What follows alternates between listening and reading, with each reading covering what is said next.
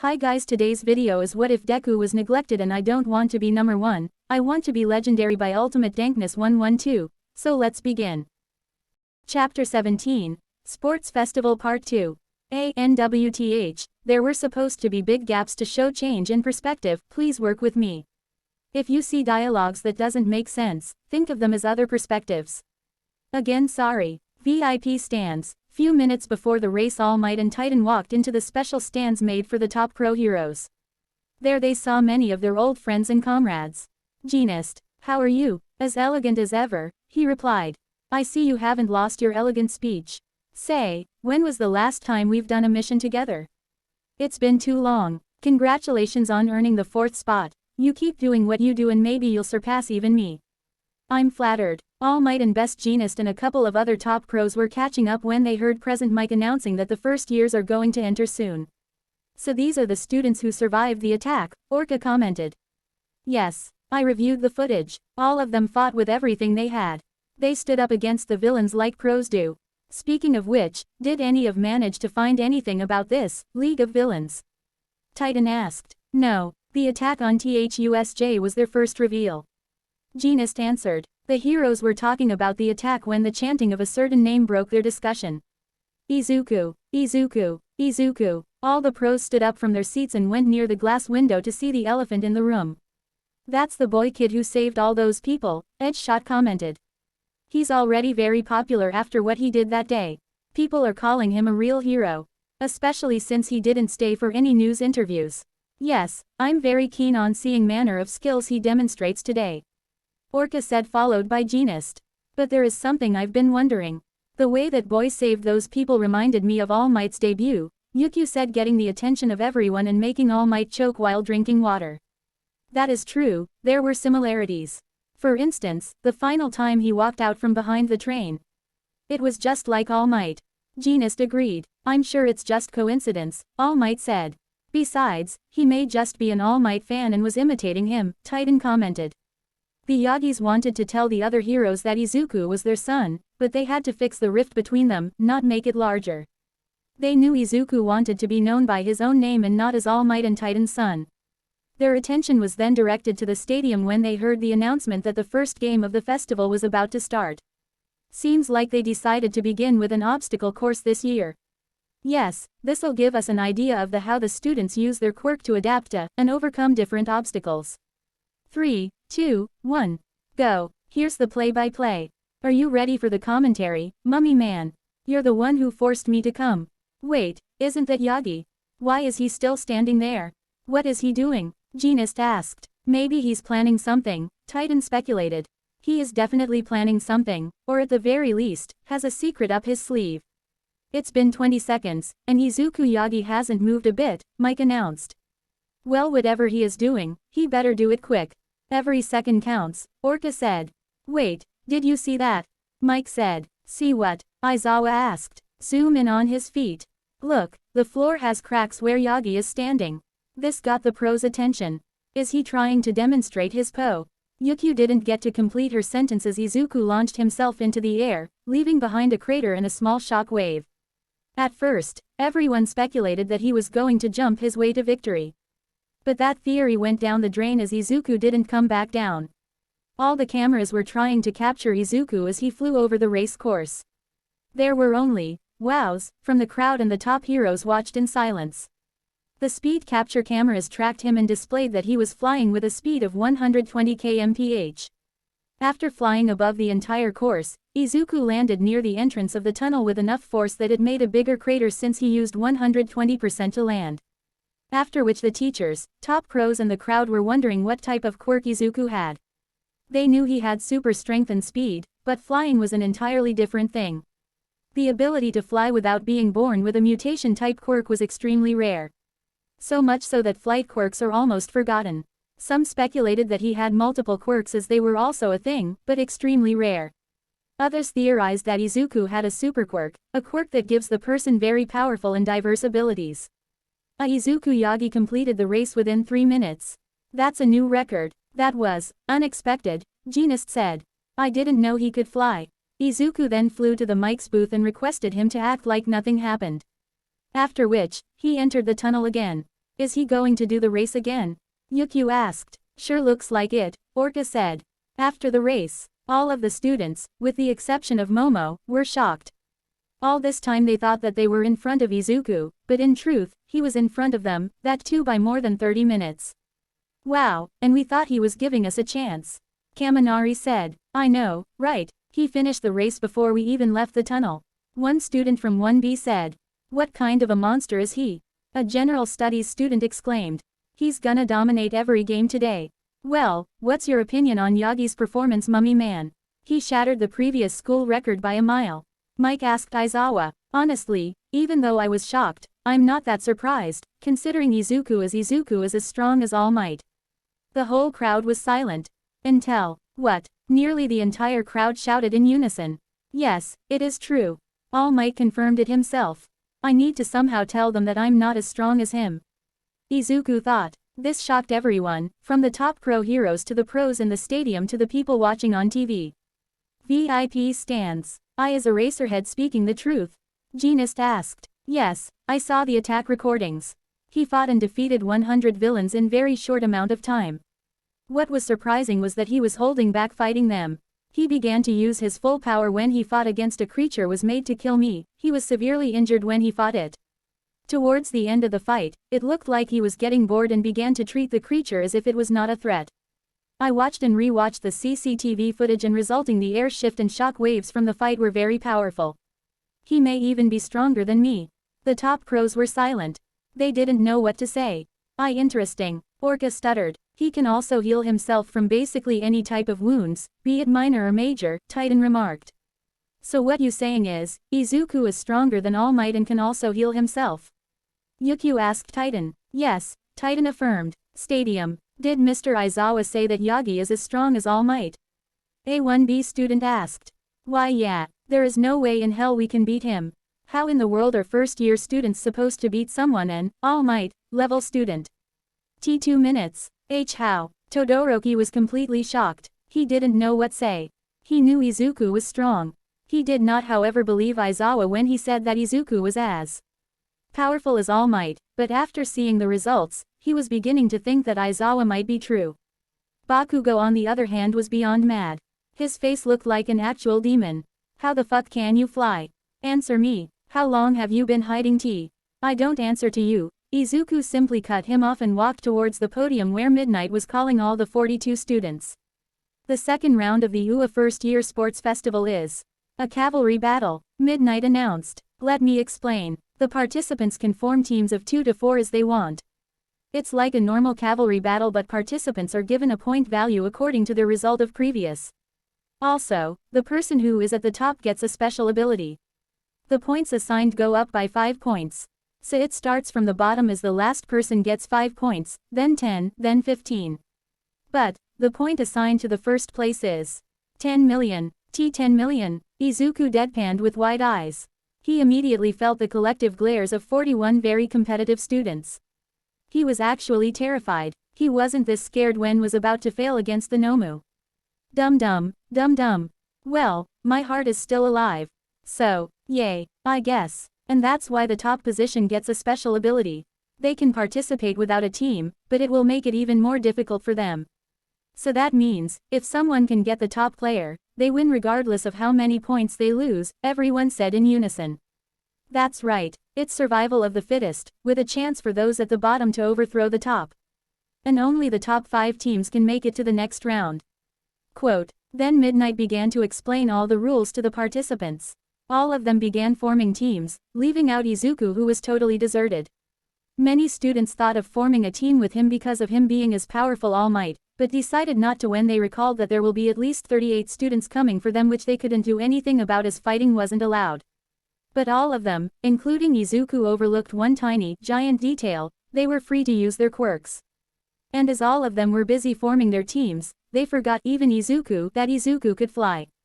Situation check. I am completely deserted. Wait, Momo. I hope she forms a team with me. Izuku walked over to Momo and saw her talking to Uraraka, Mina and a girl from support class. Momo, I was wondering if we could form a team.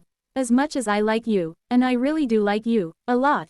You did declare war on me, Momo smirked as Izuku paled. My stupid mouth. Oh okay. Izuku walked from person to person but all of them denied him and soon after the preparation time was over. I guess I'm alone. I wish I could have flown away from here, I completely forgot. Izuku remembered that the participants could do anything as long as he was within the boundary. Alright everyone, step into the zone. Everyone was glaring at Izuku, but he did something that no one expected some in his place to do, grin evilly. Hey, is it me or is the class representative grinning wickedly? Uraraka asked. He is definitely grinning, Momo affirmed. It's as if he is an upper Hano. Momo quickly realized why Izuku was grinning. How did I forget that? How did everyone forget that? Alright, listen up, we'll go for others, she told her teammates. What? Why? Mina asked. Everyone will be going for him and frankly it's useless. He can fly, and the rules say that we can use our quirk however we want. Izuku can fly and his maximum height is 7,000 meters, and we can't even hope to attain that altitude even if we have Mei's babies or Uraraka's anti-gravity. Okay, then what's our strategy? Mei asked. We shouldn't really be doing this but we'll go for the taking candy from a kid strategy. Aim for all the weaker teams and take their headbands. I feel evil, Mina commented. Izuku walked into the stage and purposely stood at center. Get ready, 3.2.1. Start, Midnight shouted, and seconds later, nearly every team was rushing towards Izuku. Momo's team were setting themselves up for candy-taking spree.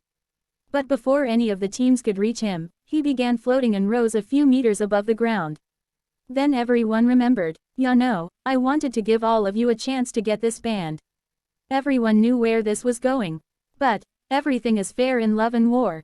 Ms. Midnight, is there a limitation for how high someone can go? No. Izuku then looked at the other teams and smirked. You want this headband?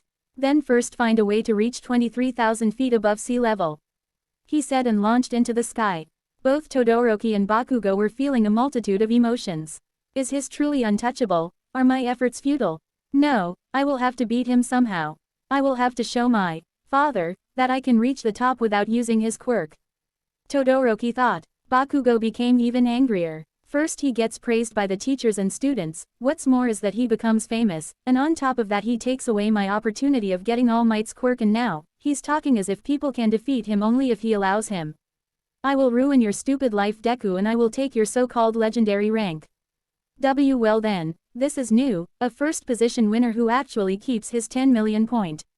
Why are you still standing? The cavalry battle is still on. Midnight yelled, and then the cavalry battle actually began. Everyone was doing their best, trying to make tactics on the go.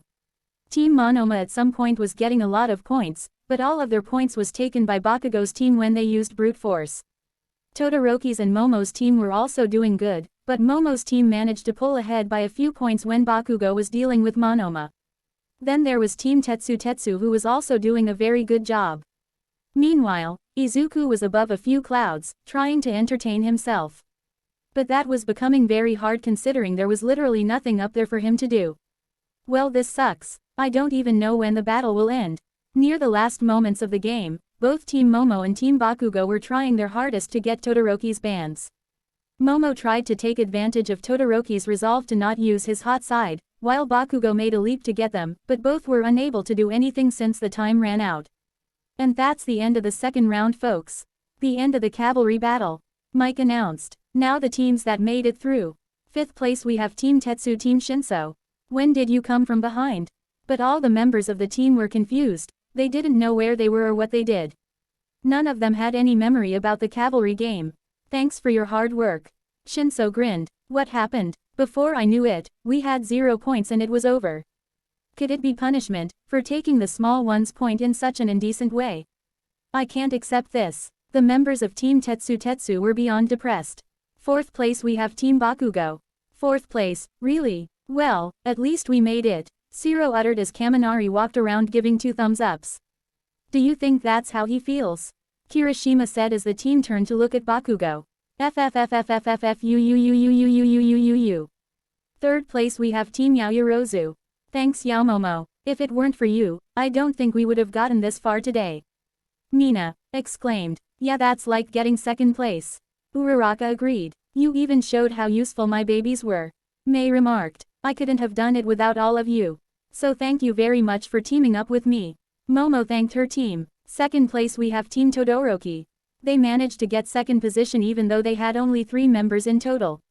Damn it, Yaoyorozu nearly made me use my father's side. We would have surely lost the battle if it weren't for Tokiyami and Dark Shadow, they worked for both offense and defense, Iida commented. We would have lost for sure if you didn't use your special move to dodge Yaoyorozu's capture net attack. Tokiyami remarked. And finally on the top spot we have the one-man team, Izuku Yagi. But I have to admit, that was very unfair. After a few minutes of waiting, Izuku finally came back down, making a crater where he landed. These 4 teams will advance to the final round. Now we'll have an hour break for lunch before we begin the afternoon festivities. Momo, congratulations that you made it, Izuku said in a lifeless tone. Thanks, but why do you sound like Mr. Aizawa? Oh, that may be because I'm dead inside. There was nothing for me to do up there. I think it would have been better if I had stayed down here, Izuku said with a depressed sigh making Momo giggle. Let's go get something to eat, I'm starving. Izuku and Momo were walking towards the waiting rooms when Izuku was called by Todoroki. Yagi, I need to talk to you about something, Todoroki said with urgency and a hint of anger.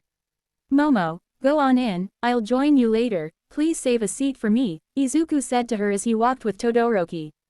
So, what did you want to talk about?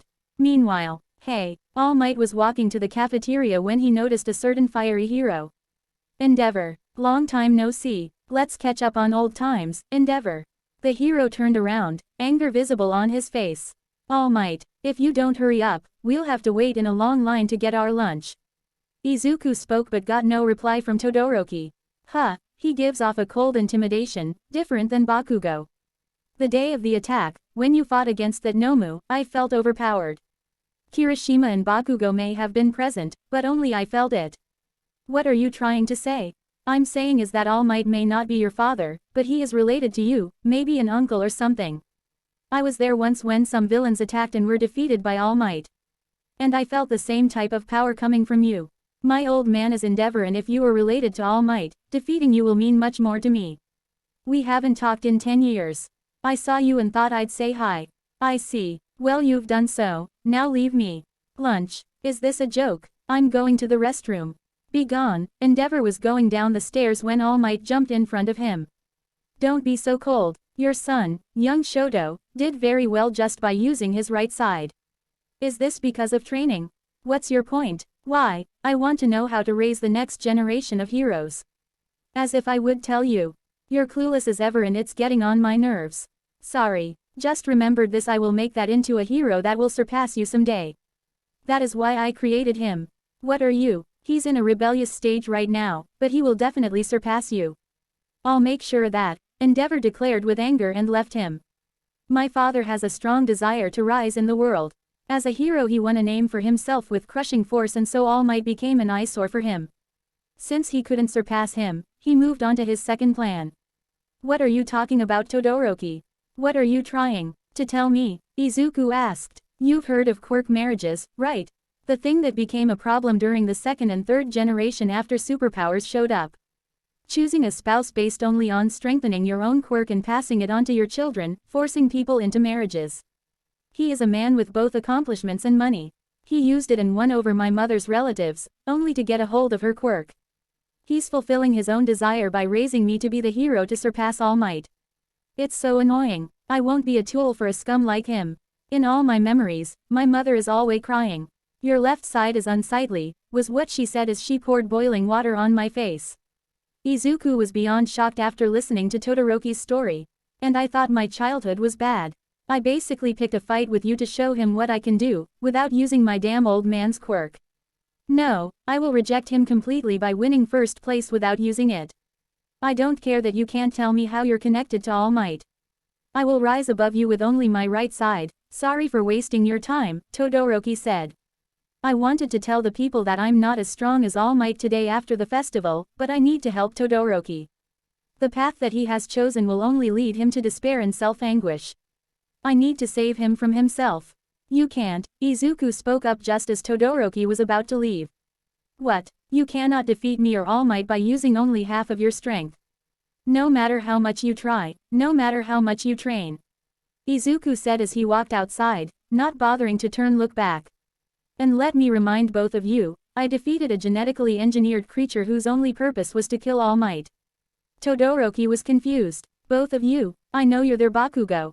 Todoroki turned to see Bakugo walking out from the corridor.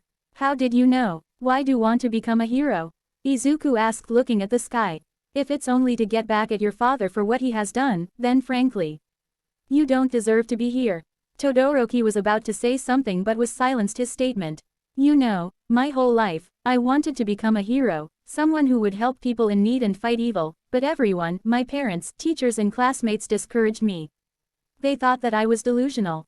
Why? Todoroki asked. I was quirkless. My quirk didn't develop until last year, and because of that, I was bullied and beaten down by my so-called classmates and the teachers just ignored it. If you don't believe me, then ask Bakugo. Hell, even my parents ignored and neglected me.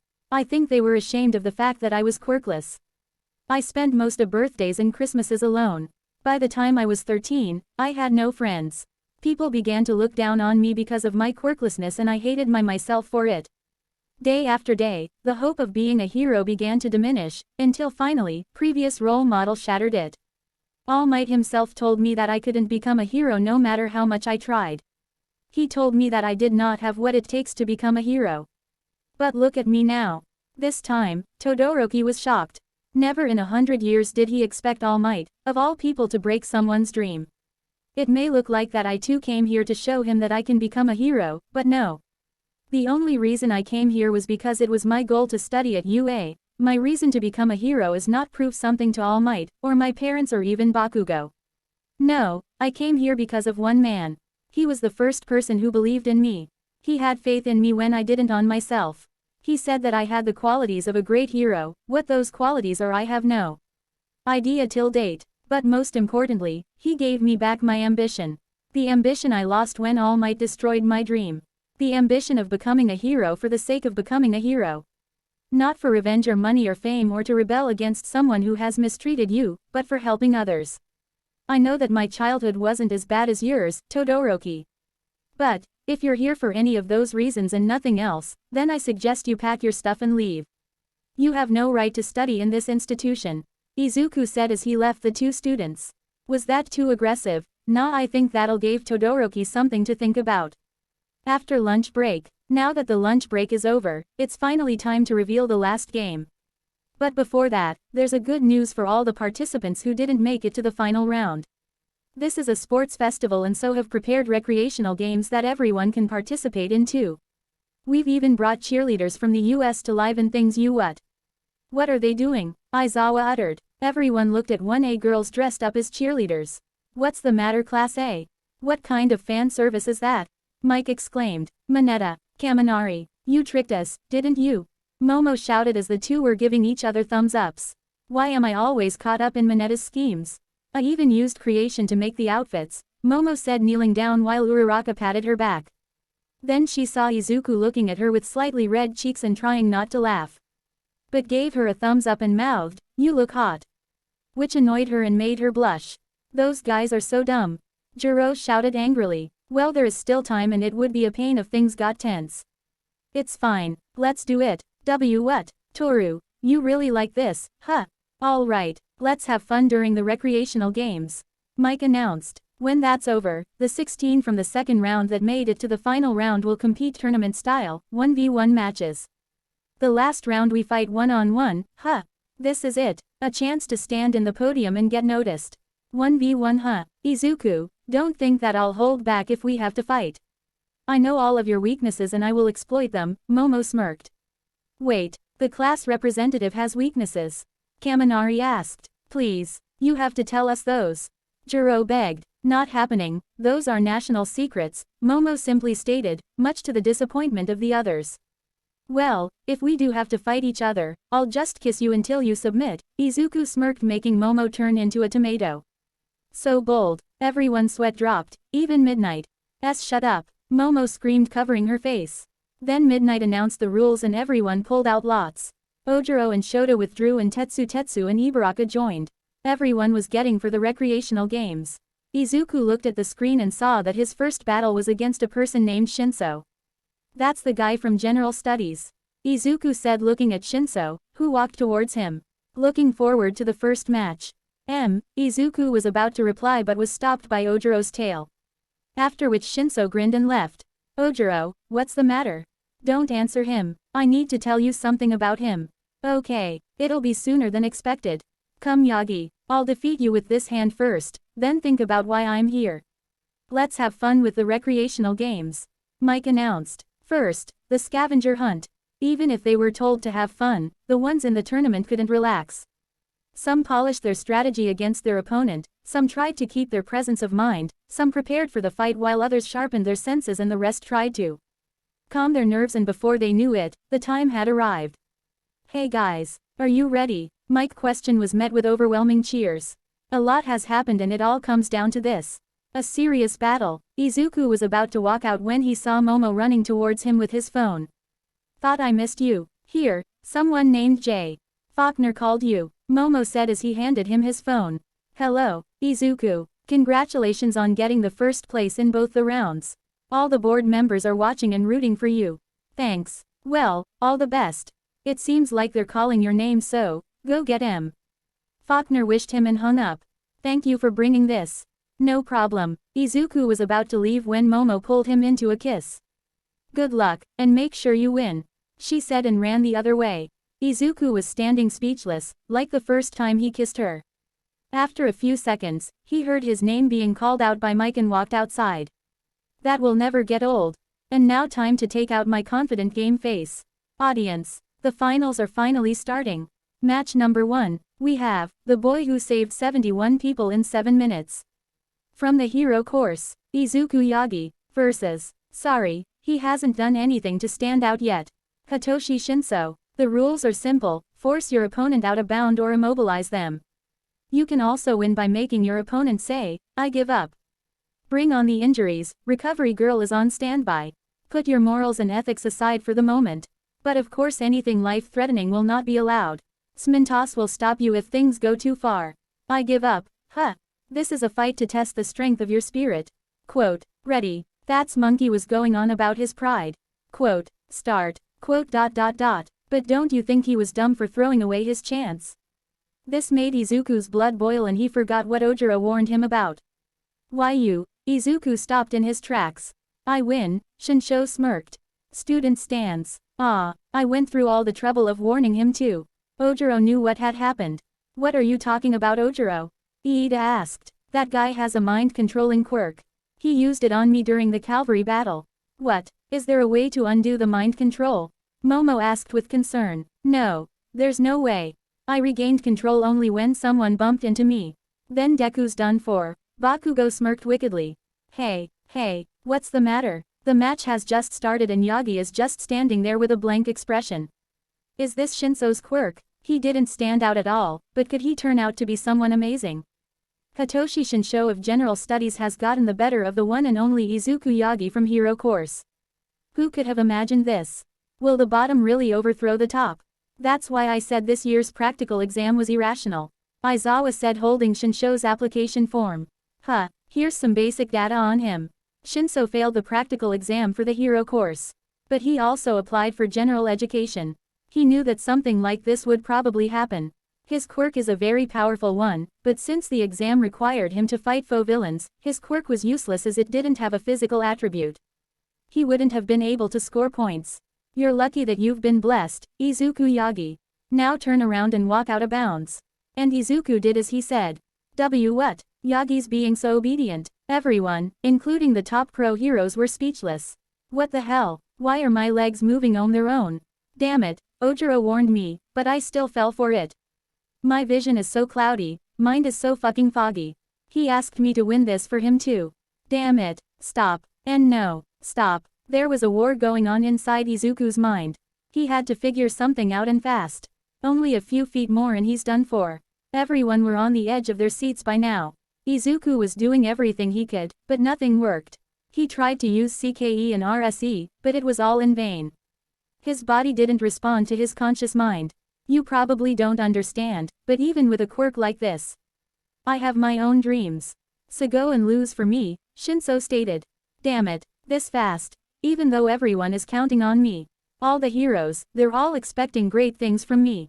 Izuku was on the verge of giving up when decided to give one last push to move his body. One final effort. Then everything froze and he saw someone through the fog and mist, standing at the entrance of the inner stadium. Izuku tried to focus and was surprised to see that it was Schmidt or something that looked like him. He was standing there, but his eyes were glowing bright blue. Is this my mind playing tricks on me? Then something weird happened. The sky began to glow bright gold and 8 shadowy figures walked out from behind his mentor. He was sure that one of the figures was his father and another figure had his mother's haircut. They began walking towards him and after reaching his position all of them touched his chest where his heart is and then all of them lifted him up skywards, as if to throw him into the sky.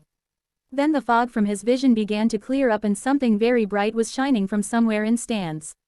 Izuku moved his eyes to focus on the shiny thing and saw that it was a shadowy figure resembling Momo. Her eyes were shining with a silvery light resembling the moon. Is this my brain trying to fight the effects of Shinso's quirk? Then the figure with the glowing blue eyes walked towards him, followed by the figure with the silver eyes. They both got close and looked him in the eyes. Good luck, and make sure you win. I don't want you to be number 1, I want you be legendary. As soon as he heard those words, Izuku mustered every ounce of his willpower and launched himself into the sky. Within seconds he was flying very high. Izuku then realized that the sky was the same one from his dreams. The same endless horizon, golden white sky and glowing clouds. Wait, the first time I got this dream, I fell out of my bed after trying to go high. So if I try it again then, Izuku didn't bother to complete the thought as he began journeying heavenward. Meanwhile, the people were looking at something else entirely. Izuku was walking towards the boundary when he stopped. Wow, Izuku Yagi has just stopped walking. Did he manage to overcome Shinso's quirk? But he still has the same lifeless look on his eyes. Wait, is he glowing? Everyone was looking at him. Izuku was emanating a soft glow. He is in fact glowing. Is this his plan? Slowly the glow was becoming brighter and brighter. Oh my god, Izuku is lighting up like wildfire. Izuku's glow kept on increasing till the point that everyone had to shut their eyes and it was still not enough so they had covered their eyes with their hands. It was as if they were staring into the sun. Even people who were in tall buildings in the city were able to see the light coming out of the stadium. See, correction, he is lighting up like the sun, Mike said, covering his eyes.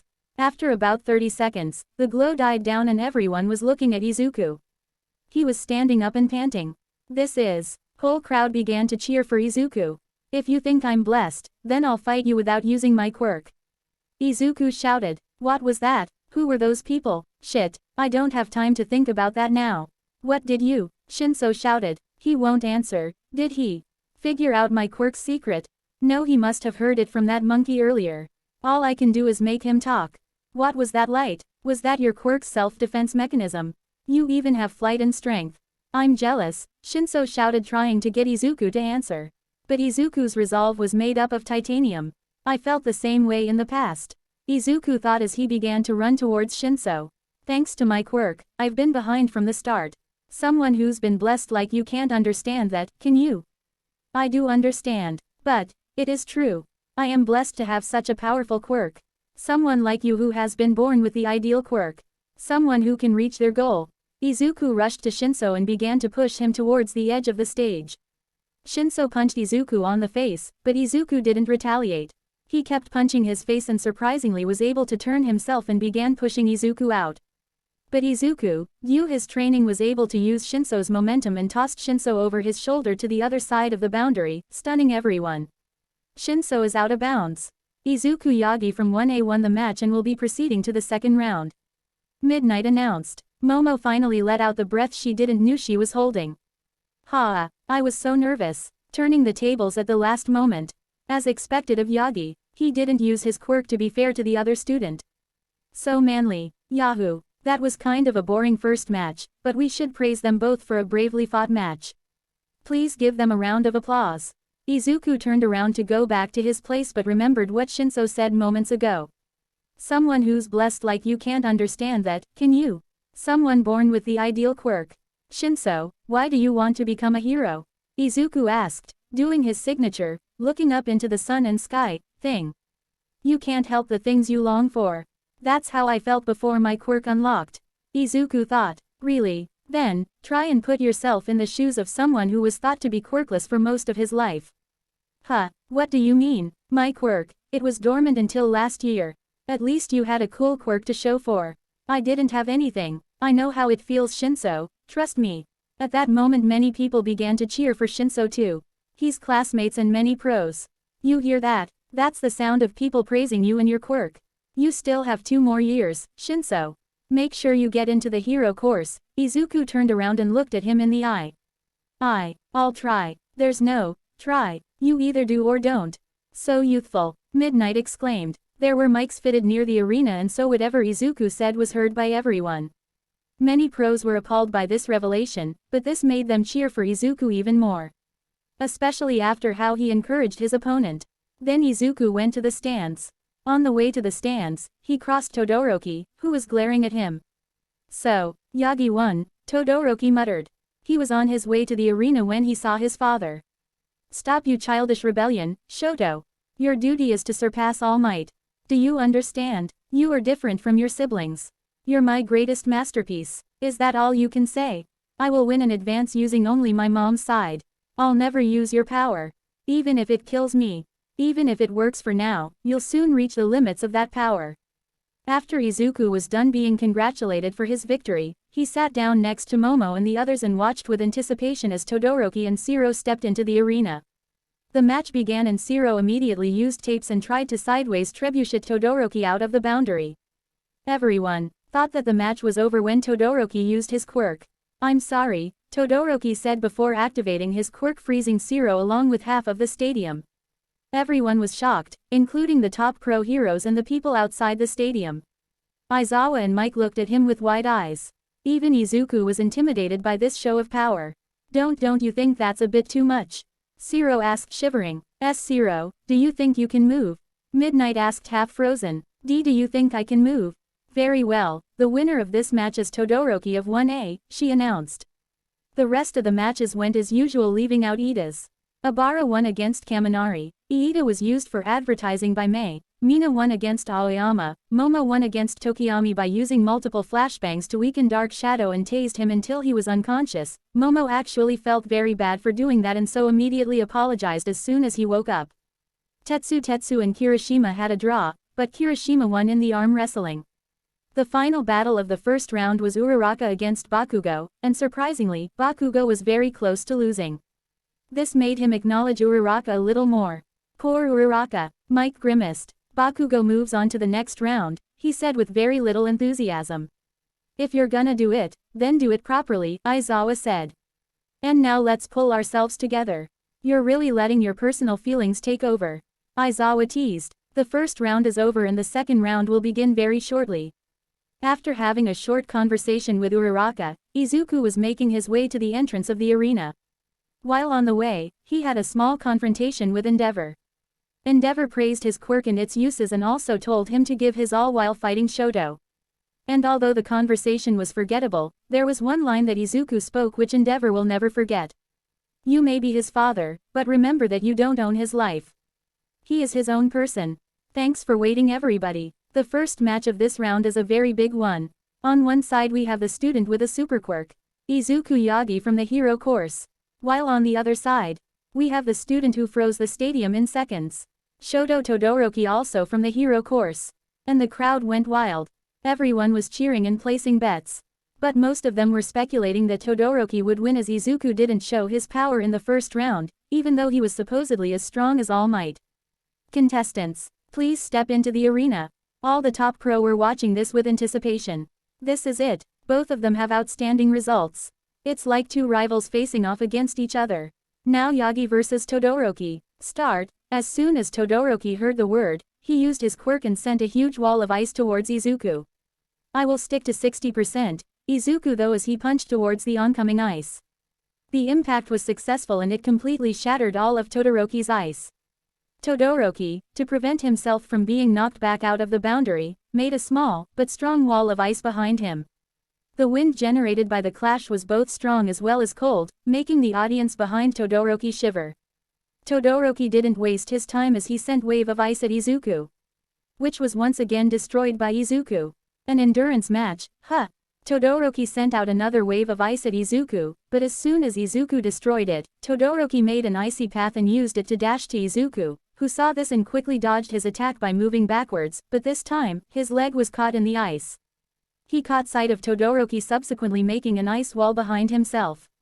He didn't waste time and used a 90% impact, making all of the ice shatter, leaving out the small wall made by Todoroki. But it did break Izuku's arm. Was this his 100%? It felt like it. If so, then that was weak. And his arm is also broken. This attack was stronger than the previous ones. Are you trying to tell me to stay away? Todoroki said as he moved a chunk of ice from his body. He followed it up by using another more powerful ice attack, forcing Izuku to use his left arm with 90% and breaking it. It's not just his quirk, his judgment, application skills, mobility. All of his abilities are strong. If it weren't for Predator Sense, I would have been defeated during the first few attacks. Shit, my arms. Healing both arms at once will only cost me the energy to heal one arm, but it'll take at least a minute to fully heal them unless I use the entirety of my 120%. And that'll leave me vulnerable and unable to move and also use up all of my stamina. Fuck, Ichi's already better than most pros. That's what you get from the son of the number 2 hero. What happened to Yagi's arms? They look broken. That's a severe drawback. The audience were in awe after seeing the power Todoroki had.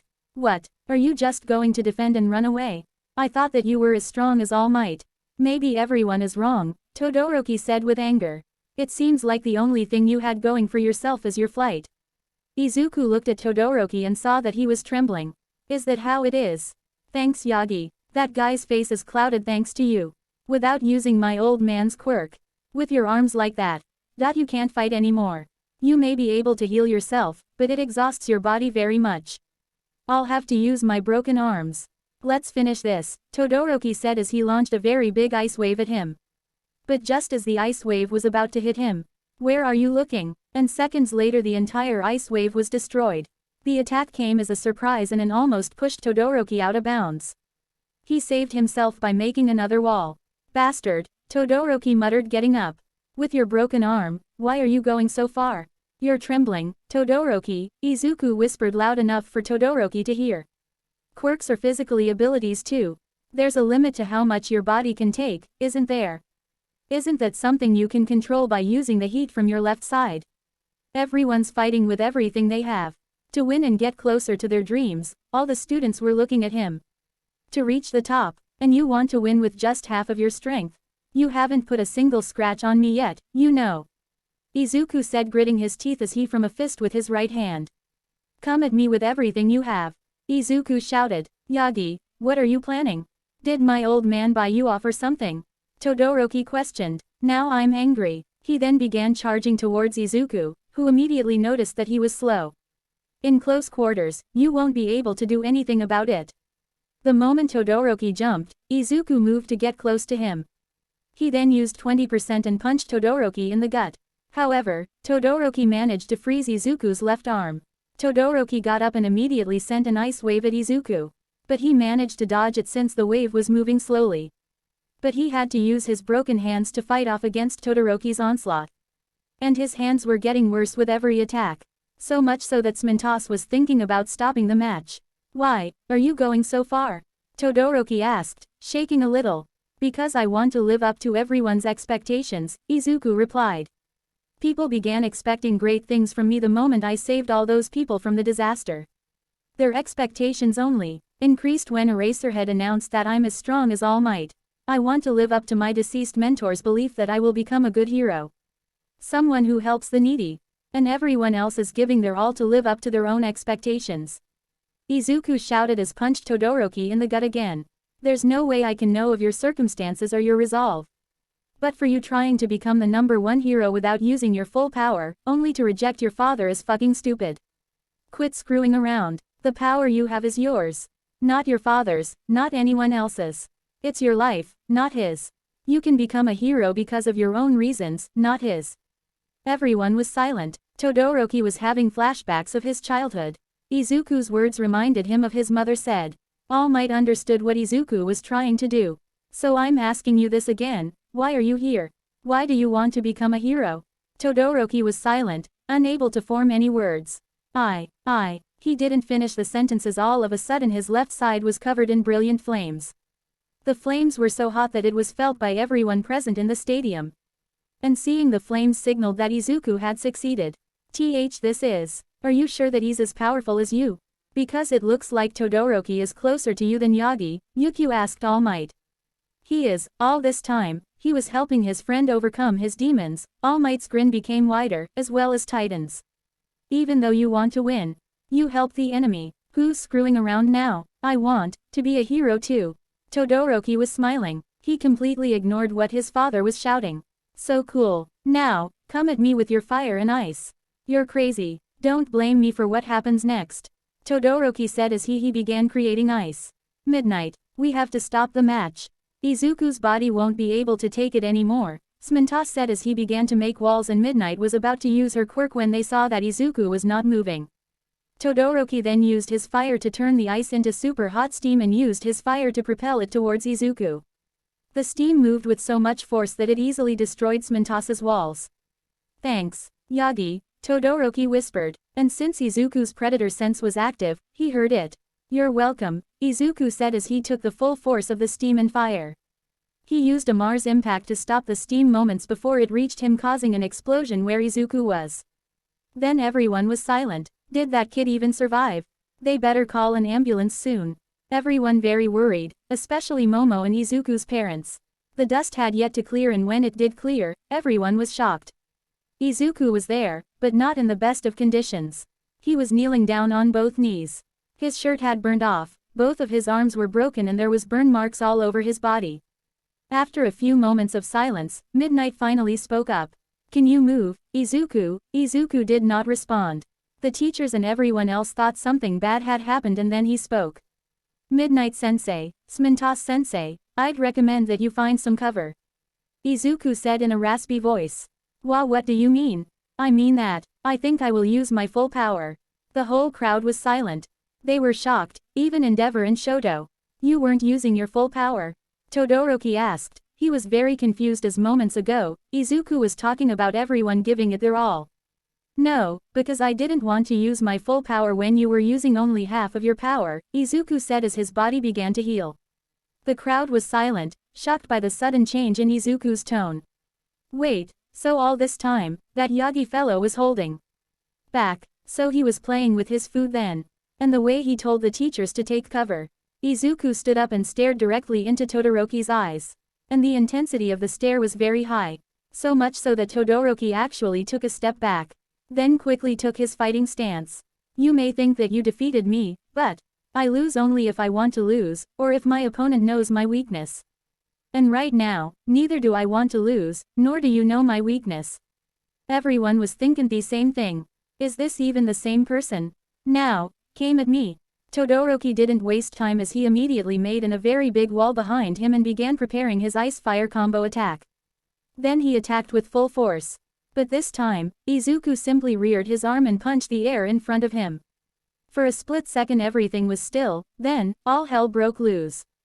The kinetic energy went through Todoroki's attack and defensive ice like hot knife through butter and immediately destroyed the ice wall behind Todoroki and pushed him into the wall so hard, that it immediately made him unconscious and made a huge crater. The recoiling shockwave destroyed every piece of glass that was presented on the same level as him and was felt by everyone even outside the stadium, and the air pressure through Midnight and Smintas in some other direction. The air pressure also knocked down everyone who was standing up, including Endeavor. The people sitting behind Todoroki were launched up from their seats due to the energy. And the ground had actually split up in front of Izuku.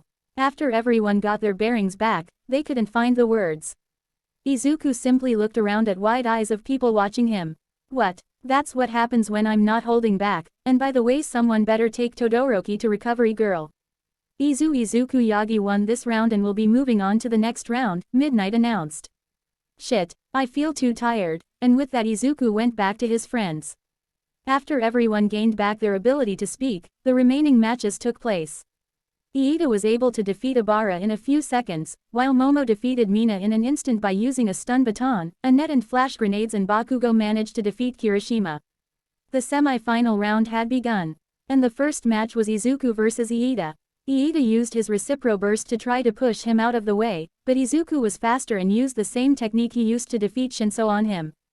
After which they shook hands and Iida congratulated Izuku. Then it was Momo versus Bakugo. Momo was very close to winning but wasn't able to as one of her flash grenades was faulty and exploded as soon as she made them. Hence, giving Bakugo an advantage and ultimately defeating her. Alright everyone, the final match will begin in 10 minutes. Mike announced. Izuku and Momo were eating some snacks when Iida walked into the waiting room. Are you ready, Yaoyorozu? I won't hold back, Iida asked. Bring it, Momo replied. By the way Iida, did your brother contact you yet? No, he must be busy, right then, Iida's whole body began to shake. Hey, are you okay, Iida? Yes, it's just my phone. Excuse me. Iida exited the room and Todoroki entered. Izuku quickly walked over to him and apologized for what he said during lunch break. Todoroki accepted his apology. Soon after Momo also left the room to prepare for her fight with Iida. All you need is training with your fire side, then maybe you could beat me, Izuku joked. Then I have a long way to go. Izuku Yagi and Katsuki Bakugo, please reach the arena ASAP. Tenya Iida has left for some personal reason and so there won't be any third position battle. Momo Yaoyorozu has already been given the third position. Well, that's my calling. See ya around, Izuku said. That was nice. He's more open now. But Iida, what made him leave? Izuku thought as he made his way to the arena. It's finally the last battle of the UA High School Sports Festival. The top of the first years will be decided with this one match. Mike shouted. The final, so to speak, is between Katsuki Bakugo of the Hero Course and Izuku Yagi, also of the Hero Course. The eyes of Japan were on them. Now, start. Wait, what just happened? Everyone looked wide-eyed as they saw that Bakugo was already out of bounds. What just happened? Uraraka asked. That was Izuku's speed, Momo replied. So that means, he could have defeated me or that boy from general education within a second. But instead he gave Shinso a chance and saved me from myself. Todoroki thought, that was the fastest battle I've ever seen. Izuku Yagi has won the sports festival. Midnight announced. Bakugo was still on the ground, unable to believe what just happened. I told you that I would humiliate you. Plus, I didn't want to waste my time or energy on you, Izuku said as he walked away. Bakugo tried to attack him but was quickly put to sleep by midnight. Then All Might distributed the medals, and gave, or at least tried to give hugs to the other two students. It was super awkward in the case of Momo, but was unable to give Bakugo a hug as he was restrained using chains and a block of cement. But the hug he gave to Izuku was genuine. It was filled with fatherly love. And Izuku felt something. Chapter 18, Alternate Version, Cavalry Battle. By the way, this chapter is only for fun.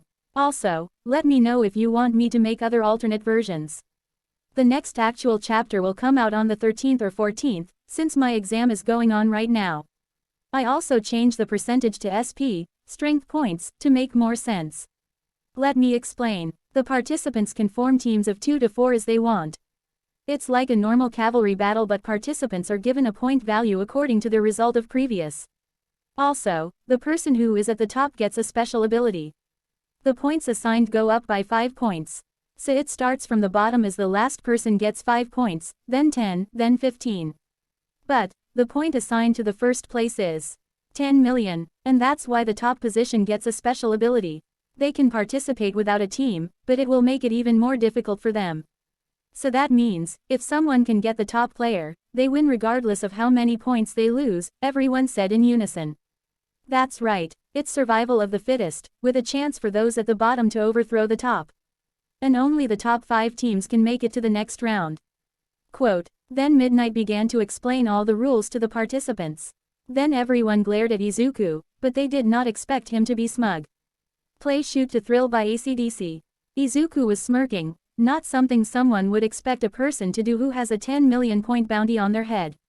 Everyone had isolated him and began forming teams of their own. Instead of sweating like a rainstorm, he was calm and smiling with glee. VIP stands. Is it me, or is that kid unusually happy and calm? Orca asked. Yes, he is smirking too, Genist commented. He definitely has something planned, even I'd be a little nervous if I was in his place. Oh, did you forget that he could fly? Titan asked, getting everyone's attention. Oh, that explains his smugness, Yukio remarked. All right everybody, The cavalry battle is about to begin. Mike shouted. Participants, head on into the battle zone. Midnight announced. Eveon was walking into the arena. Izuku walked to the center. Everyone was glaring at Izuku, but Izuku, instead of being scared or nervous, was grinning confidently. Hey, is it me or is the class representative grinning wickedly? Uraraka asked. He is definitely grinning, Momo affirmed. It's as if he is an upper Hano. Momo quickly realized why Izuku was grinning. How did I forget that? How did everyone forget that? All right, listen up, we'll go for others, she told her teammates. What? Why? Mina asked. Everyone will be going for him and frankly it's useless. He can fly, and the rules say that we can use our quirk however we want. Izuku can fly and his maximum height is 23,000 feet, and we can't even hope to attain that altitude even if we have Mei's babies or Uraraka's anti-gravity. Okay, then what's our strategy? Mei asked. We shouldn't really be doing this but we'll go for the taking candy from a kid strategy. Aim for all the weaker teams and take their headbands. I feel evil, Mina commented. Izuku walked into the stage and purposely stood at center. Get ready, 3.2. Wait, Ms. Midnight, Izuku shouted. What is it, Yagi? What happens if someone gets so many bands that they cannot keep them around their neck? They can hold the rest in their hands. But why are you asking this? Well, I don't want to sound like an overconfident prick, but I already won the battle. The whole crowd was silent. They were confused why Izuku was so confident. By the way, Mr. Mike, is it possible for song requests? Izuku asked. Why yes. Then please start playing Shoot to Thrill by AC/DC the moment Ms. Midnight says. Start. Okay. 50 SP to both legs, 20 SP to head. So, is everyone ready? 3.2.1. Stop. Before Midnight finished saying the word, Izuku disappeared and every participant felt a breeze of air. Hey, where's Yagi? Someone asked. He was here just a moment ago. How fast is he? The students were oblivious. But the whole crowd, all the pros, the top pros, even Endeavor, the teachers and everyone watching via TV were trying to figure out what the fuck just happened. As everyone was wondering where Izuku had disappeared, Momo saw that Midnight was looking at them with wide eyes. Ms. Midnight, why are you looking at us like that? Midnight didn't answer, but instead pointed towards her head. Momo got confused and touched her head only to see that her point band was missing. She began to panic and was looking around to see who had taken it, only to find that no one else had their point bands. Everyone, where are your points? Momo shouted and got everyone's attention. What? My band. Where the hell is it? Bakugo shouted. All the students were panicking. They were looking around but couldn't find any. Until, looking for these, they heard a voice from above and looked up to see Izuku, with all the point bands, eating popcorn. Ms. Midnight, what happens if no one makes it through this round? Will they have another round? Midnight, who was still looking at him with shock, didn't respond. Ms. Midnight, oh, there won't be another round. If you can survive the duration of this battle with all the points, then you've won this year's festival. And you'll get a platinum medal. Quote, well then, everything is fair in love and war. Better luck next time, and if you want to get back your points, you'll have to reach a height of approximately 23,000 feet. Bye, Izuku said as he flew into the sky. Izuku came back down a few minutes later to buy popcorn and juice, after which he flew back into the sky again. I don't know what to say, All Might said, looking wide-eyed. He's too overpowered, the students shouted. Bakugo exploded and Todoroki froze himself. Chapter 19. Alternate version, Battle of USJ. Be warned, Momo goes a little FICO in this one. Good thing she's not a yandere. Let me know what you want an alternate version for next. Hey, isn't All Might supposed to be here already? Let me guess, he booked an interview, Aizawa asked 13. Actually, the principal made a small change to the schedule. He asked him to take the heroics class for 1B in the morning, so that could spend the rest of the day here. It's 10:30 right now, he should be here by 11:30. 13 was about to say something when the lights began to flicker. Then a purplish mist began to appear near the fountain. Both Aizawa and 13 felt something was about to go very wrong. Out of the mist, a man covered with hands walked out, followed by a hulking creature with a bird-like face. Then more and more villains began to appear. Stick together and don't move. 13, protect the students. Yaoyorozu immediately understood what the situation was. Did the training start already? What is that thing? Are those the people we have to save? Kirishima was walking in front but was stopped by a steel staff. You heard Aizawa-sensei, everyone stick together, Momo commanded sternly. And those aren't people we have to save, they're villains, she said. 13, get all the students outside, I'll deal with the villains, Eraserhead said as he put on his goggles. But, Mr. Aizawa, your quirk isn't suited for situations like these. You can't be a hero with only one trick, Yaoyorozu. Don't worry about me and take care of your class, Aizawa said. As he was about to jump into the horde, he was stopped by Momo. I guess you're right, you can't be a hero with only one trick and that's why I'm going to use lethal force on them. Aizawa was confused. I don't understand, what lethal force? He asked. Play Push It to the Limit by Paul Engman. Let's just say, I'm at my most powerful when I use lethal force. Many people have mental blocks on their quirks to prevent them from killing people, I however, don't have that mental block. And besides they attacked us first, I think anything we do will count as self-defense. And, I won't intentionally try to kill them. I'll just separate their legs from their body. Momo said nonchalantly, both confusing and scaring the teachers and students, even Bakugo. The fuck is she going to do? Was what all of them were thinking. But I think it'll be better to give them a chance to surrender first. Momo said as she began to make a megaphone. After which she went to the edge of the stairs. Villains, I request you to put your hands behind your head and get on the ground, or else I'll have to use lethal force, which will be very painful on your end, she announced. But this was met by laughs and taunts from the villains. Ha ha ha ha, what do you think you can do, little girl? I have something that can kill All Might, the hand man was laughing wickedly. They don't listen, do they? Momo said in a disappointed tone with a hint of anger. Well, no point in waiting. Jiro, can you play Push It to the Limit by Paul Engman? Why yeah, okay, please start playing it now. And someone please call for ambulances, those villains are going to need them. Momo said as she began walking down the stairs. As she walked down, her stomach began to glow, but this time, instead of a megaphone, something very big came out. The students and teachers only watched, terrified as they saw what the thing was.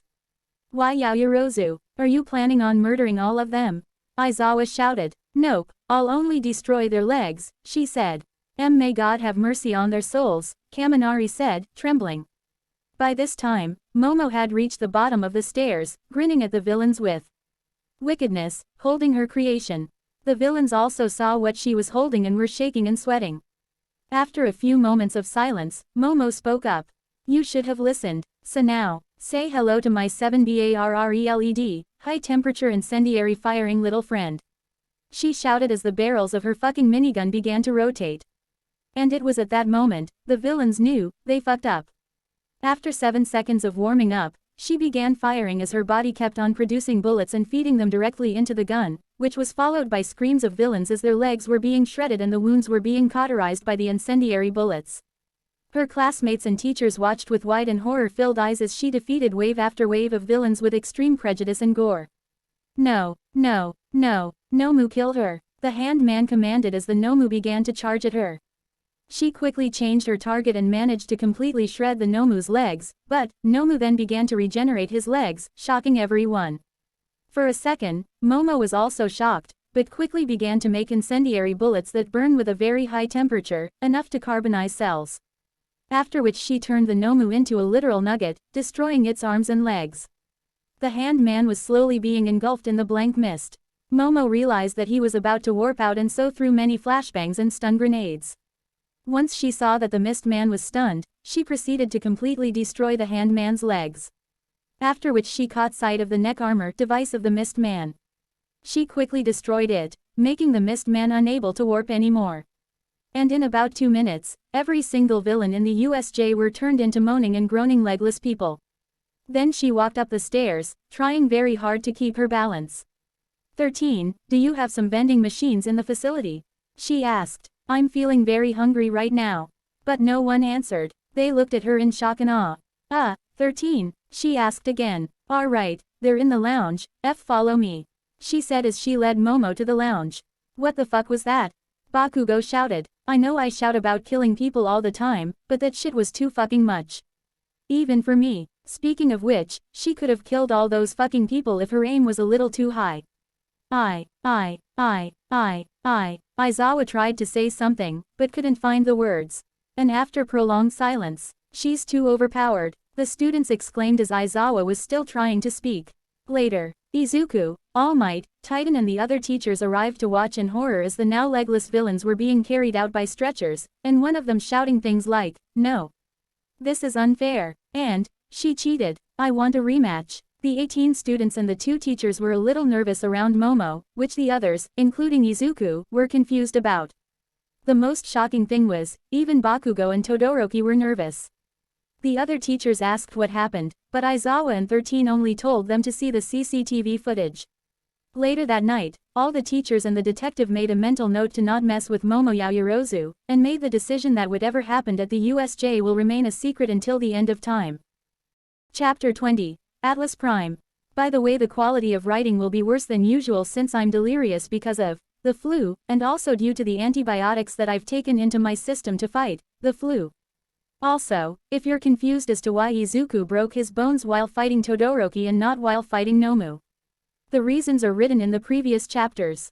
The next couple of days had been tiresome for nearly all the students who made it to the 1v1 battles of the sports festival, especially the ones who reached the second round. The students would often be surrounded by a few people when they were in public places. The only one who was not approached was Bakugo. Momo hated this more than any of the others, much to Izuku's amusement. After a week's break, classes resumed. "I don't know how you put up with all of this. Seriously, good thing it's raining today," Momo told Izuku as they walked towards Ua. Both of them decided to go to school together. They planned that they would go the spot where they first met and go to Ua from there. "You'll get used to. Besides, it'll die down after a while," Izuku replied with a light laugh. "I guess," Momo commented. They were walking towards the gates when they heard Iida. "Good morning, Yagi, Yaoyorozu, Iida." Momo turned around and was a little amused when she saw what Iida was wearing. Wearing AP poncho and rain boots. Izuku on the other hand was a bit dumbfounded. "Why are you two walking so slowly? You're gonna be late." "Late? There's at least 5 minutes till the first bell rings," Izuku said as both him and Momo began running with Iida. "UA students should arrive 10 minutes early." With that he sprinted away. To other people, the conversation would have sounded normal, but Momo and Izuku knew that something was odd about Iida. Was it just me, or did Iida look a bit? "No. Something is very off about him." Momo didn't let Izuku finish. Both of them were worried about him once they discovered what happened. Momo and Izuku tried to call him, but the only response they got was a pre-recorded message telling them to send a voicemail. Izuku and Momo entered the school building and were putting their umbrellas in the rack when they saw Iida taking off his raincoat. "Iida, if it's about my brother, there's no need to worry." Izuku wanted to break the ice, but was cut off by Iida, who turned around to respond. "He's all right now," he said before heading towards class. Izuku and Momo were now sure that their friend was in distress. They were sure because of the look Iida had in his eyes. Izuku recognized that look as there was body language classes in Rheinmetall and Momo knew it as she was taught about understanding body language from a young age, being a girl from a high-class family. 1A. "So many people talk to me on my way here," Mina exclaimed. "Well, that's what happens when your performance and fights are shown to the entire country. It was really embarrassing throughout the last couple of days. I wonder how the pros hide their embarrassment," Kirishima added. "Yeah, many people were staring at me," Toru exclaimed. "I had some elementary students suddenly telling me, 'Don't worry about it,' in public," Shiro commented with a depressed sigh. His self-esteem was further destroyed when Tsuyu said the same thing with a very bland tone. The students were gossiping about their past week when Aizawa entered the classroom, free from the bandages. "Good morning," Aizawa greeted. "Your bandages are gone. I'm glad," Tsuyu commented. The old lady went a little overboard with the treatment. "But more importantly, we're having a special hero class today." As soon as those words left Aizawa's mouth, most of the students' blood froze. Some thought that it would be a quest while others thought it would be about laws related to heroes. "Code names. You'll be coming up with hero code names. We're going to do something exciting." Almost all of the students shouted in unison, but were promptly silenced by Aizawa's glowing red death glare. "This is related to the pro hero draft picks I mentioned the other day. The serious drafts begin in the second and third years after the students have gained experience and can become an asset to the pros. In other words, for them to extend offers to first years like you is saying that they are interested in your future potential. These offers are often cancelled if the interest dies down by graduation. Aizawa explained. So that means we'll have to prove ourselves to the pros after we get picked, huh? Toru asked. That's right, and here are the for those totals with offers, Aizawa said as a hologram displaying the names and number of offers appeared. Izuku received most of the offers, followed by Momo, Bakugo and Todoroki. The offer gap between Momo, Bakugo and Todoroki and the remaining students was nearly as big as the gap between the three and Izuku. In other years, the offers were more spread out, but this year the eyes were in these four, especially the top one. Aizawa pointed at the top four. Gah, there's such a big difference. Kaminari exclaimed. Those pros don't know a good thing when they see one, Yuga said, trying not to look angry. Momo is second, followed by Bakugo in third. It's the opposite of their placement in the sports festival, Jiro said, followed by Kirishima. Some people are too afraid to ask for a guy who had to be tied down to a slab of cement on the podium. Siro commented. What did you say? Came an unwanted reply from the devil himself. Keeping these results in mind, whether or not anyone asked for you, all of you will be participating in internships with pros. Internships. Everyone was a little surprised. Yes, internships. At USJ, you already got to experience combat with real villains, but it will be meaningful training for you to see pros at work firsthand. Aizawa continued. So that explains the hero names. Things are suddenly becoming a lot more fun. Well, those hero names are still temporary, but if you're not serious about it, you'll have to stick with them forever. Everyone looked at the door to see the R-rated hero Midnight enter the classroom, making nearly all of the boys jump in excitement with large grins plastered to their faces. Because a lot of hero names used by students become recognized by society, and they end up becoming professional hero names. She explained. That's why Midnight will be making sure that your names are okay. Aizawa said as he turned into a yellow caterpillar. When you give yourself a name, you get a more concrete picture of what you want to be like or symbolize in the future, and you can get closer to it. This is what it means when they say, names and natures do often agree, like All Might, for example. And with that, one by one the students began choosing and telling their hero names in front of the class. And finally, it was Izuku's turn. Yagi, come up to the front and present your hero name, Midnight commanded, and Izuku obeyed. Everyone was anxious to know about Izuku's hero name. You may think that I have a titanic ego to take the name of a titan, but no, I really do want to hold up the sky, and unlike the stories, I want to do it because I don't want to see the sky fall, not because I'm condemned to hold it up. Also, the first part of the codename was originally my late mentor's choice. He wanted to become a hero, but life wasn't fair to him. So I want to take his name and become what he couldn't. A pro hero, and that's why I choose my hero name to be. Izuku flipped the white slate to display the name written in bold block letters. Atlas Prime, Izuku said proudly, getting a couple of, that's a cool name. S from his classmates. As he was returning to his seat, the door opened to reveal the principal. Ah, all of you are selecting hero names, I see. He said. Yes sir, the class responded. Please continue. Yagi, walk with me. I have some important to tell you.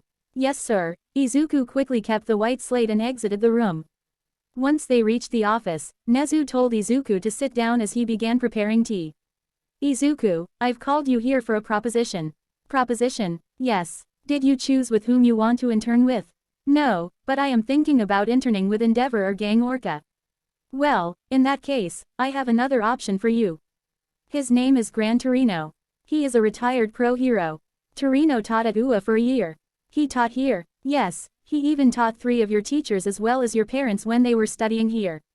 The teacher of teachers. I'll definitely intern with him. Izuku said with enthusiasm, making Nezu smile. He then proceeded to give Izuku a page with all the information. A few minutes after Izuku left the room, Nezu took out his small phone and called All Might. Operation Repair Broken Bonds is a go, he informed. Izuku returned to the class. He was about to enter the room when the door opened and the 2 teachers walked out. Oh, Yagi, I left your internship form on your table. Aizawa said. I don't think so, it'll be necessary. I already chose who I'm interning with.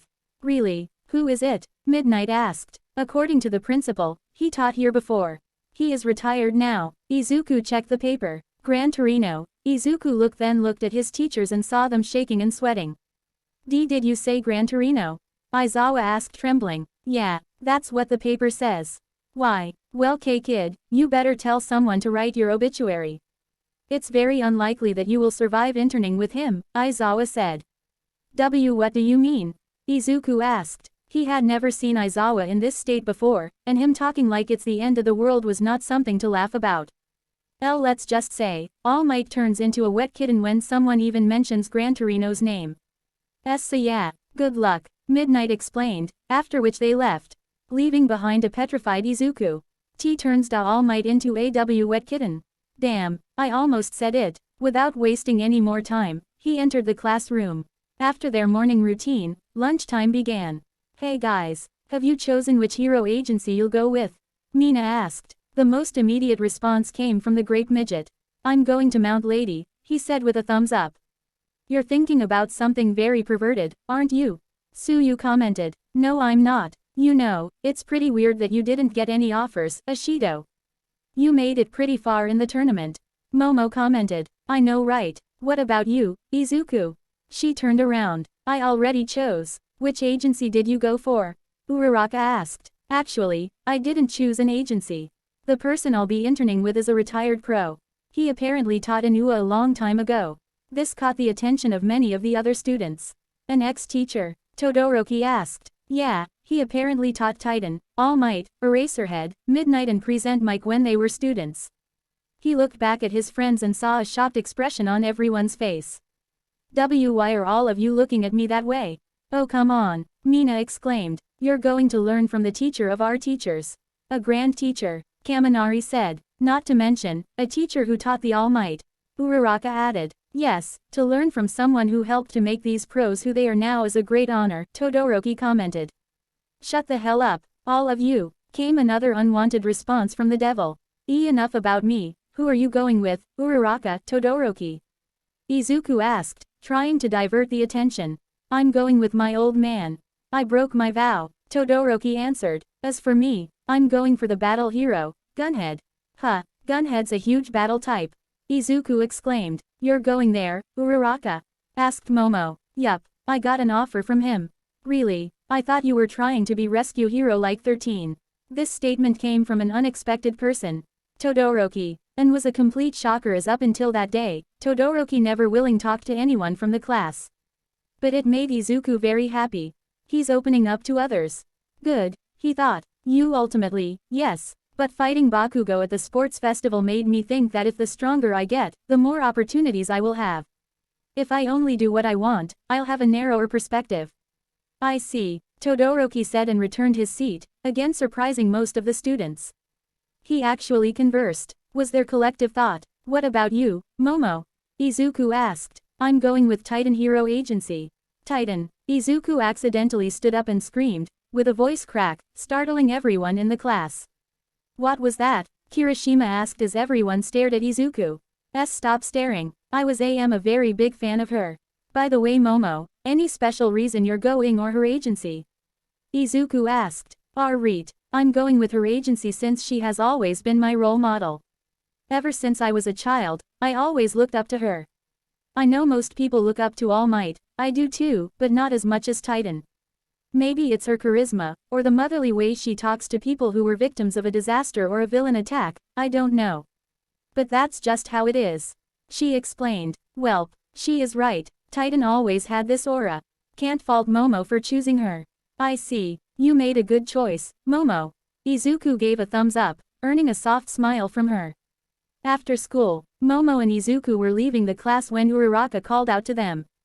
Yagi, yeah Momo, let's go home together. Sure, Momo replied. Where's Iida? I don't know, maybe he decided where he wants to do his internship and probably went to the staff room to turn the form in. Uraraka added. Izuku looked around a bit and got an idea. Wait, without saying anything else walked to Todoroki, who was surprisingly still in class. Todoroki, wanna walk home together? Todoroki pondered for a few moments. Sure, he answered with a monotone voice. Todoroki then proceeded to follow Izuku to the door. Uraraka and Momo were a little bit shocked to see Todoroki, but they didn't mind him coming along. Before leaving, Izuku checked Iida's locker and saw that he was already gone. As they left the school, the four of them began to talk about what they were expecting to learn from the pros. Although Todoroki spoke the least, he admitted that he would take any chance to intern with a different hero. On the way, Izuku decided to treat them with ice cream. Say, Todoroki, If you ate the ice cream and activated both of your quirks while the ice cream is still inside your mouth, will the ice cream melt or will it remain frozen?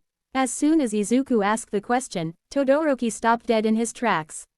The others turned around to see Todoroki staring very intently at his ice cream cone. He kept on staring at it before giving a very small smile. The smile was unnoticed by Momo and Izuku, but Uraraka saw it, somehow, and for some reason, that made her smile a little too.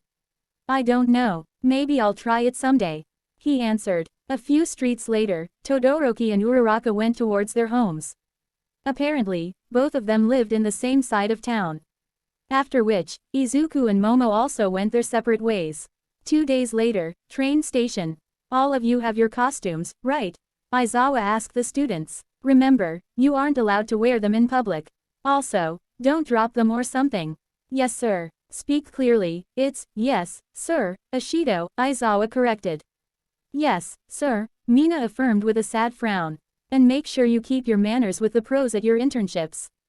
Now disperse. Everyone was talking about where they were going, leaving out Iida. He was silently making his way towards his train when Izuku saw him and decided to talk to him. Iida, he ran to him. If you ever feel hopeless, please let me know. Correction, not just me, please talk to anyone from class. If you want to. We're all friends, right? Iida slowly turned around. Yeah, he replied while forcing a smile. Just don't do anything stupid. Don't worry, I won't, Iida replied and went to his platform. I do really hope you don't do anything stupid. Soon after, everyone departed for their internships. Break. Break. Break. Gran Torino, a hero that even All Might is afraid of. Izuku said to himself as he looked for the address given on the map. I've never heard of him. But I'm sure that he is great person huh? There it is. Izuku stood outside a derelict 5-story building. The address matches the one on the map. This is it I guess. Izuku first knocked on the door a few times but didn't get any response. So he decided to enter. I am here from UA High, my name is Izuku Yagi. I'm supposed to meet a pro. His name is Gran Tor. Izuku's eyes fell on the ground, and his brain immediately went to panic mode.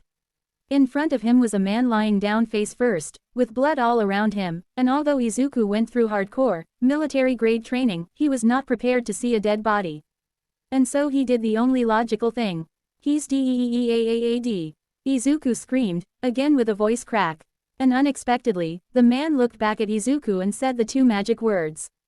I'm alive. Since Izuku was still in his panicked state, his brain didn't think of anything else and so he simply said something close to what the old man said. He's alive. After a few moments of awkward silence, the old man got up and explained his situation and why he was the way he was. He apparently dropped his food, fell down on top of said food and went to sleep. So, who are you? The old man asked. I'm Izuku Yagi, from UA. Who? Izuku Yagi. Oh, you're the boy from that bridge incident. Yes sir. Why are you here? I'm here for my internship. Internship? Yes sir. Why? To learn how to be a better hero. Oh, that's a good thing. Anyway, who are you again? The old man asked, and by now, Izuku was frustrated. He decided that he would introduce himself one last time and if the old man keeps on asking questions, he would leave. My name is Izuku Yagi, and I'm here to intern with you earn experience about a pro's job. That's more like it. So you want to become a better hero, right? Yes, sir. Then I am a villain. Hit me with all of your strength. I in this place. Are you sure? Do you not want to earn experience about how to become a better hero? Because a hero never hesitates to bring a villain to justice. Izuku thought for a second, and realized that the old man was right. And so, he activated his quirk and directed 80 SP to his right arm. I hope you know what you're doing, old man. Izuku readied himself. Bring it on, Gran Torino replied with a grin. Chapter 21. The Internship and apologies if this chapter doesn't make any sense. Izuku readied his quirk. He began directing 80 SP to his right arm. Come on, faster. 6 seconds is too slow. He shouted in his mind, and before he knew it, Torino turned into a yellow and white blur and punched him in the abdomen. Oof what the, Izuku couldn't complete his sentence as the blur launched from wall to wall and managed to get behind him. Izuku turned around to receive another punch to the gut. Gah! Seconds later, Torino got behind him and hit Izuku's back. Izuku quickly recovered and saw that Torino was shooting off from wall to wall. I need a plan, he told to himself as he began directing all of his energy to his head to activate super time. Something he didn't know until he fully activated his ability was that he chose the worst possible moment to use super time. As soon as time stopped, Izuku saw that Torino was already mid-launch. Right in front of him. Fist ready to strike. Well then, I guess this is how I go down in history. A smirking old man's fist to the gut. I really like super time, maybe I'll stay like this for a while. But as much as Izuku liked super time, he knew that if he used super time for more than 70 seconds, he would pass out. And so he deactivated his ability and just accepted his fate. Ah, he half shouted as Torino landed the final blow, making Izuku kneel and clutch his stomach. Gran Torino, however, was very shocked as he saw how Izuku fought against the Nomu, and how fast he was. He was shocked because Izuku wasn't even able to activate his quirk right now. What happened to you, boy? Your speed was much faster when you fought against that Nomu creature, Torino asked. Izuku quickly got up. That's because wait, how do you know about the Nomu? Izuku became suspicious. I know about it because I was called by your father and the principal later that night. Torino replied blandly. This made Izuku even more suspicious. Wait, why would an ex-teacher be called by All Might and the principal? How does he know about me and All Might? Did they set this up? He thought. May I known why you were called? Izuku was ready to storm out of the building. I was there because your father suspects that his arch-nemesis is back, Torino said. Arch-nemesis? Yes, arch-nemesis, not only of your father, but of all the previous holders of One for All. He was known as the symbol of evil during his reign of terror, when quirks first began to appear. Torino explained. Izuku, however, became confused. What? Reign of terror? What? Symbol of evil? Symbol of evil? That too during the time when quirks started to show up. How is that possible? I mean, I've read every book in existence about quirks and their history, and I never came across any symbol of evil. Izuku said. That's because almost all evidence, written material or otherwise, was purged from history. Torino began to explain. It was a very dark time for Japan. Crime was everywhere. When the symbol of peace went underground, the government did everything in its power and destroyed all the evidence, not only from Japan, but other countries as well. Although, there may be a few countries which the Japanese government couldn't convince to completely destroy the records. But if he truly is back. Torino paused and looked Izuku dead in the eye. Then I must warn you about something. So listen carefully and closely. He said in a very serious tone. And that seriousness made Izuku swallow a lump. Oh okay, your quirk is similar to your father's, and now that you are famous and everyone saw the power of your quirk, the symbol of evil may come after you. Therefore, if any other person, leaving out, the principal, recovery girl, a pro named Sarnitai and a detective whose name is Naomasa, asks if you have inherited One for All, you will answer that you have inherited it. Torino explained. Izuku was about to say something, but was silenced by a terrifying glare from Torino. No questions about it, do you get my point? This is for your own safety. Why yes sir, Izuku replied. Now I know why the other teachers are afraid of him. There is another thing that I should tell you. Oh okay, Izuku braced himself. All the holders of One for All fought the symbol of evil. And every single one of them failed and were no longer able to continue their life as heroes. They were either severely injured, or downright dead. Even All Might's predecessor, a close friend of mine, died. And although your father was, and is still injured, he keeps on fighting. He fights because of you. The days leading up to the fight with his nemesis were very stressful. Your father kept mumbling about not being able to see someone grow up if he failed. He would often call up your mother and make her promise things like, please look after him, and, please tell him about me. I tried asking him who he was, but all he said was that it was nervous mumblings. I, however, didn't believe him, and knew something was fishy. Time and time again I asked him about the phone calls, but Toshinori always dodged the question. But I realized who the person was a few weeks ago, when I saw the CCTV footage of the USJ attack. And before you tell me anything, I already know about their mess, and I must say, you did the right thing by separating yourself from them. Torino explained. What? Izuku was puzzled as he didn't expect Torino to say what he just said. Izuku thought that Torino would try to convince him to mend his bond with his parents. But instead, Torino was supporting his decision. Really? Yes, I definitely think they deserve the punishment. I myself punished them when they told me how badly they messed up.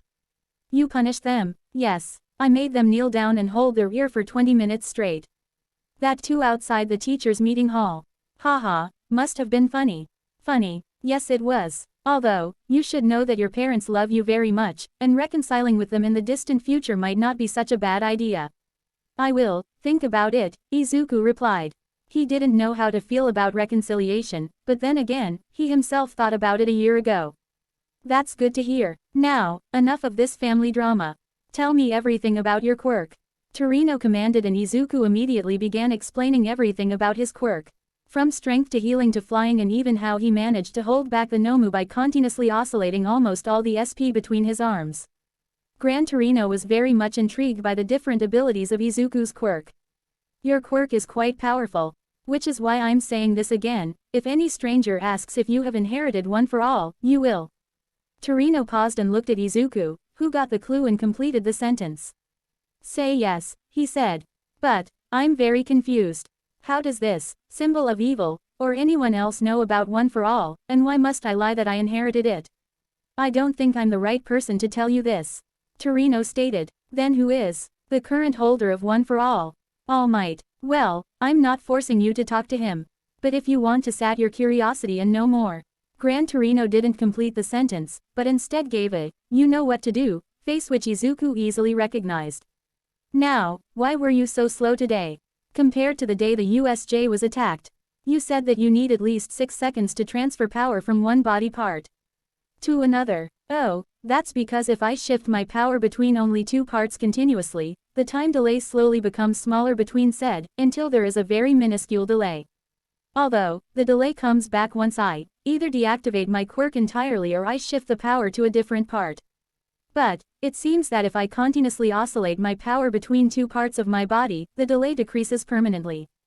Before, when I shifted the power from one arm to the other, it would take 6 seconds, but after the fight, it takes 5.7 seconds.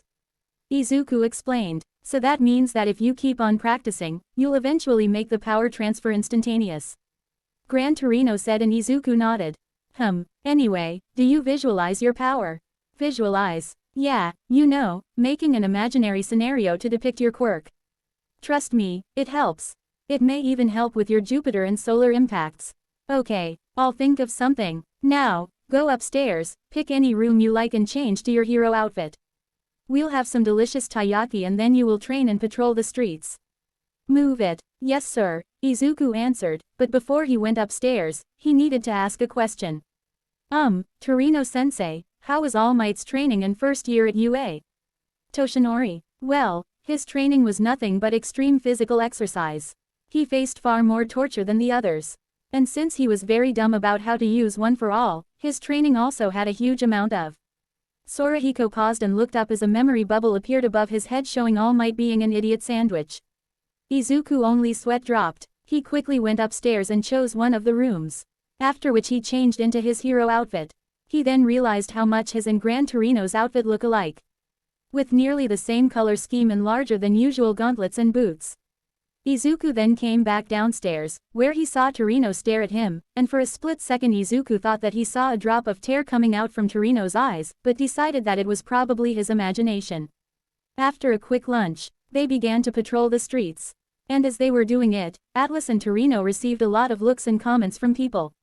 Most of them being about how similar the two of them looked, and some surprising comments consisting of AWWWs and Pro Hero Family. More surprising was the fact that Atlas didn't get swarmed even once. They kept on patrolling till it was sunset, after which, Gran Torino bought a large vegetable backpack. Now, wear this, Torino said, handing the large backpack to Atlas, who wore it with a questioning look on his face. Soon after, Gran Torino jumped and got into the bag. What the? Izuku was about to say something, but was cut off by Gran Torino. Your job is get home. But, you will do so by oscillating 20 SP between your legs with each step. Which means you'll direct 20 SP to one of your legs, take a step, and then shift the power to the other. And you'll do it all the way. Atlas knew what Torino meant, and immediately began taking steps, all the while oscillating the power from one leg to another and carrying Gran Torino on his back. After about 2 hours, they reached Torino's home, who ordered some food. After having dinner, Torino instructed Izuku to wake up early as they would train again in the morning. Izuku however couldn't sleep. He tried twisting and turning for half an hour, but was unable to fall asleep, despite of the walking around the whole day. He knew he had to do something about it. And so Izuku took out his phone, and called Faulkner. Hello, Izuku. Yeah, sorry to call you this late no early. Nonsense. Did you need something? Yes, actually, I have something that I need you to look into. Go on. You know the countries that we have a large influence on. Yeah, I want you to look into their history archives. I want you to look for something related to a symbol of evil, and a very dark time of Japan after quirks first showed up. Of course, I'll begin my search from today itself. Thank you, much appreciated. After talking for about 10 minutes, Izuku hung up. Just who is this symbol of evil? And how is he still alive if he was there when quirks first showed up? With that, Izuku fell asleep. Part 4 ended. Thanks for watching.